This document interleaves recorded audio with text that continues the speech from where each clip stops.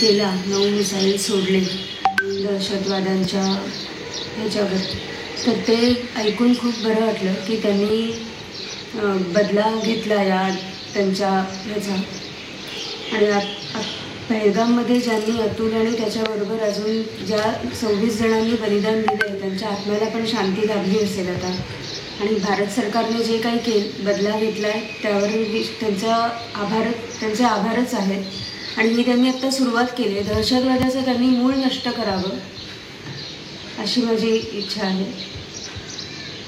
आम्हाला रात्री 3 वाजता कळालं की असा हमला केला आहे इंडियाने मिसाईल सोडून पाकिस्तानवर.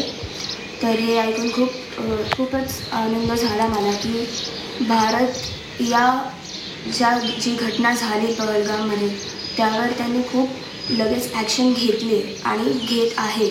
ऑपरेशन सिंदूरचा आज जो स्ट्राईक होता तो सक्सेसफुल होता आणि पुढेही सगळं व्यवस्थित हो आणि आम्हाला जस्टिस मिळो हीच आमची इच्छा आहे.